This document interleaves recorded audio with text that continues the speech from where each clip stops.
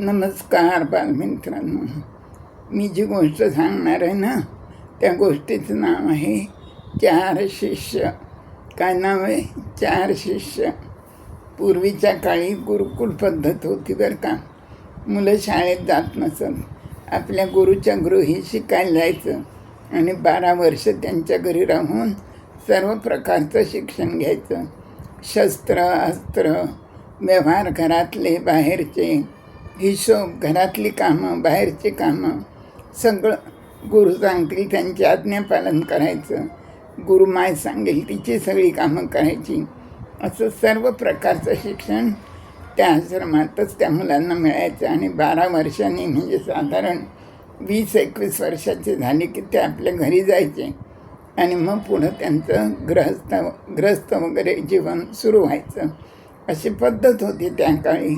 शाळा, गणवेश, शाळेत जाणं येणं असलं काही भानगड त्यावेळेला नव्हती.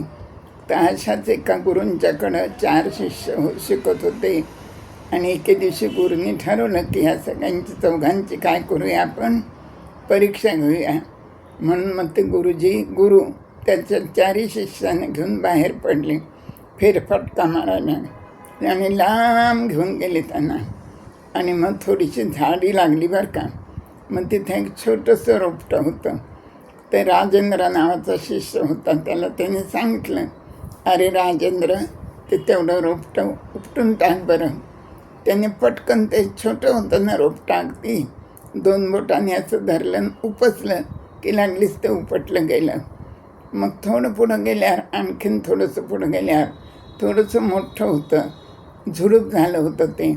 मग त्याने पुन्हा राजेंद्राला सांगितलं, राजेंद्र, अरे हे उपट बरं आता हे झुडूप तू. पण त्याला काही ते एका हाताने उपटता आलं नाही बरं का. त्याला ते दोन्ही हाताने उपटावं लागलं. मग ते उपटलं गेलं जोर लावून. असं अजून थोडं पुढं गेले. मग आणखीन त्याच्यापेक्षा थोडं मोठं झाड होतं. मग जयेंद्रला त्याने सांगितलं, आता हे झाड तू उपट बरं. जयेंद्र उपटायला लागला, पण त्याला बराच वेळ लागला. त्याला काही ते उपटता येईना. खूप म्हणजे खूपच प्रयत्न केल्यावर कसं बसं त्याने ते उपटलं. मग गुरुजी आणखीन पुढं गेले. आणि अजून पुढं गेल्यानंतर आणखीन एक शिष्य होता, भूपेंद्र नाव होतं त्याचं. त्याला सांगितलं, भूपेंद्र, हे जे झाड दिसतंय ना, हे तू उपट म्हणे. तर तो गेला. त्याने ते दोन्ही हाताने गदागदा हलवलं आणि उपटायचा प्रयत्न केला. आणि खूप त्याच्यासाठी कष्ट केले, पण ते काही उपटलं जाईना. मग त्याने आपल्या अजून मित्रांची पण मदत घेतली. त्या 3-4 मिळून ते झाड उपटायचा प्रयत्न केला, पण ते काही केल्या उपटलं गेलंच नाही. कारण ते काय झालं होतं, झाड खूप मोठं झालं होतं, त्याचा वृक्ष झाला होता, म्हणून ते उपटलं गेलं नाही. मग ही झाली सगळी अशी परीक्षा मुलांची. मग गुरुजींनी सांगितलं की आपलंसुद्धा असंच होतं म्हणे. पहिलं जे छोटं रोपटं होतं ना, ते फक्त 2 बोटांनी उपटता आलं. तर आपल्याला ज्या वाईट सवया लागतात, तर ती सवय लागलीच आपण लक्षात आलं आणि सोडून दिली, तर ती पटकन सुटती.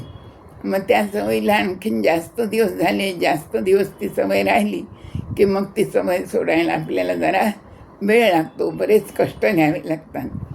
त्याच्यानंतर आणखीनही बरेच दिवस ती सवय तशीच राहिली, वाईट सवय, तर मग ती उपटायला तर खूप त्रास होतो. ती नाहीशी करायला तर खूप कष्ट करावे लागतात, प्रयत्न करावे लागतात.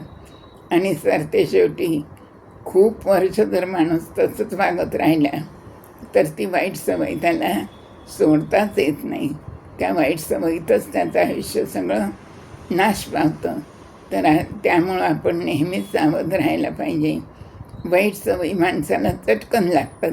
त्यामुळं आपल्याला वाईट सवय लागू नये, आणि लागली चुकून एखादी तर ती ताबडतोब आपण नष्ट करावी, यासाठी आपण सगळ्यांनी प्रयत्न करायला पाहिजे, असं आपल्या सगळ्या शिष्यांना त्या गुरूंनी समजावून सांगितलं. हे प्रत्यक्ष कृतीतून शिक्षण दिलं ना, त्यामुळं मुलांना ते अतिशय चांगलं कळलं आणि जन्मभर त्यांच्या लक्षात पण राहिलं आणि मुलं त्याप्रमाणे वागायला पण लागली.